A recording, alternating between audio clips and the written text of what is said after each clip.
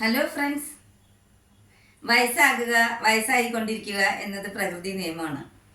അപ്പോൾ വയസ്സായവർക്ക്, വയസ്സാകാൻ പോകുന്നവർക്ക്, അല്ലെങ്കിൽ എന്തെങ്കിലും വയസ്സാകും എന്നുള്ള സത്യം മനസ്സിലാക്കുന്നവർക്ക് അവർക്ക് വേണ്ടിയിട്ടുള്ള വീഡിയോ ആണ് ഇത്. അപ്പോൾ വയസ്സായാലും എങ്ങനെ സ്മാർട്ടായിട്ട് ജീവിക്കാം എന്നതിനുള്ള ചില ടിപ്സുകളാണ് ഞാനിന്ന് പറയാൻ പോകുന്നത്. ഒന്നാമത്, നമ്മുടെ യൗവനത്തിൽ തന്നെ നമ്മൾ ജോലി ചെയ്യുമ്പോൾ അതിൽ നിന്നും കുറച്ച് സമ്പാദ്യം നമ്മൾ വയസ്സാകുമ്പോഴേക്കും കരുതി വെക്കണം. അധികം വേണ്ട, അതിയായാലും ആപത്താണ്. അത്യാവശ്യം മറ്റുള്ളവരുടെ മുന്നിൽ കൈ നീട്ടാതിരിക്കാൻ തക്ക വിധത്തിൽ നമ്മൾ കുറച്ച് സമ്പാദ്യം ശേഖരിച്ച് വെച്ച് കഴിഞ്ഞാൽ തീർച്ചയായിട്ടും അതിൽ നമുക്കൊരു സന്തോഷം കിട്ടും. കാരണം നമ്മൾ ആരും ഡിപ്പെൻഡ് ചെയ്യുന്നില്ല എന്നുള്ളൊരു സന്തോഷം നമ്മളെ തീർച്ചയായിട്ടും ആക്റ്റീവാക്കും. ഇനി രണ്ടാമത്തെ കാര്യം, വയസ്സായി എന്ന് വിചാരിച്ചിട്ട് നമ്മൾ ഒരു സ്ഥലത്ത് അങ്ങനെ ഒടിഞ്ഞു കൂടിയിരിക്കരുത്. എപ്പോഴും ആക്റ്റീവായിട്ടിരിക്കണം, നല്ല സ്മാർട്ടായിട്ടിരിക്കണം, എന്തെങ്കിലും ചെയ്തുകൊണ്ടിരിക്കണം.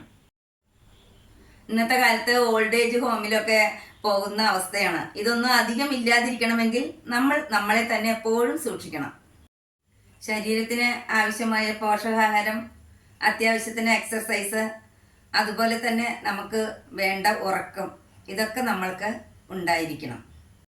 നിങ്ങൾക്ക് എന്തിലാണ് സന്തോഷം അത് നിങ്ങൾ ചെയ്യണം. ഇപ്പം സമപ്രായക്കാരോടൊത്ത് നിങ്ങൾ വർത്തമാനം പറഞ്ഞിരിക്കുക, അതല്ലെങ്കിൽ അവരുടെ കൂടെ ഒരു ടൂറ് പോവുക, അതല്ലെങ്കിൽ സിനിമ കാണുക. അങ്ങനെ എന്തെങ്കിലും നിങ്ങൾക്ക് എന്തിലാണോ നിങ്ങൾക്ക് സന്തോഷം കണ്ടെത്തണം അതിൽ നിങ്ങൾ സന്തോഷിക്കുക തന്നെ വേണം.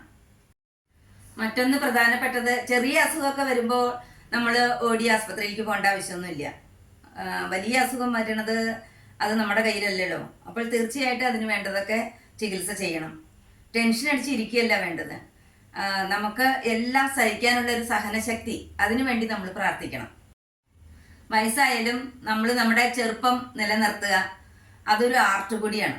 എപ്പോഴും സന്തോഷപരമായിട്ട് ഇരുന്നാൽ തന്നെ നമ്മുടെ ജീവിതത്തിന് ഒരു പ്രത്യേക ഒരു എനർജി ഉണ്ടായിരിക്കും. നമ്മുടെ ജീവിതം നമുക്ക് നിലനിർത്താൻ, മുന്നോട്ട് പോകാൻ ഇതൊക്കെ കൂടിയേ കഴിയൂ. അതാണ് നമ്മുടെ നിലനിർത്തുന്ന, ജീവിക്കാൻ ഉള്ള ഒരു പ്രേരണ കിട്ടുന്നതും കൂടിയാണ്. ജീവിതത്തിൽ പല പ്രതിബന്ധങ്ങളും ഉണ്ടാവും എന്ന് വിചാരിച്ചിട്ട് നമ്മൾ ഒരിക്കലും നെർവസ് ആവരുത്. നല്ല മനഃശക്തി കിട്ടണം, നല്ല വിൽ പവർ ഉണ്ടായിരിക്കണം നമുക്ക് എപ്പോഴും. എങ്കിലേ നമ്മുടെ ജീവിതം മുന്നോട്ട് പോകാനും സുഗമമാക്കാനും സാധിക്കും.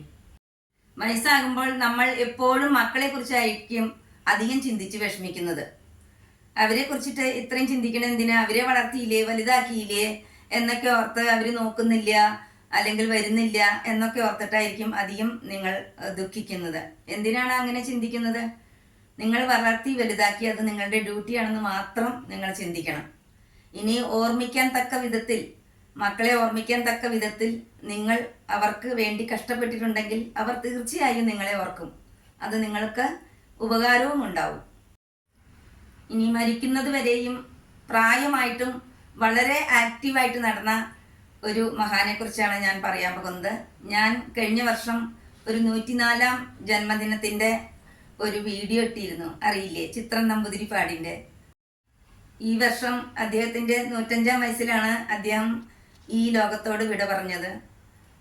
ഈ 104-ാം വയസ്സിലും കൂടി അദ്ദേഹം സ്റ്റേജിൽ നിന്ന് പ്രസംഗിച്ചിരുന്നു. അതുമാത്രമല്ല, അദ്ദേഹത്തിൻ്റെ 90-ാം വയസ്സിലും 100-ാം വയസ്സിലും ഒക്കെ ഹിമാചൽ പ്രദേശങ്ങളിലൊക്കെ പോയി, ഹിമാലയത്തിലൊക്കെ പോയിട്ട് അവിടെ ഹോഴ്സ് റൈഡിങ്ങും കൂടി, കുതിരസവാരി പോലും അദ്ദേഹം നടത്തിയിരുന്നു.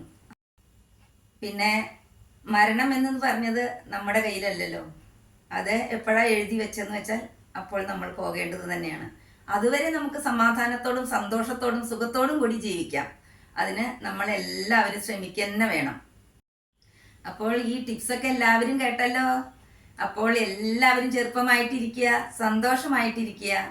Okay, bye, thank U.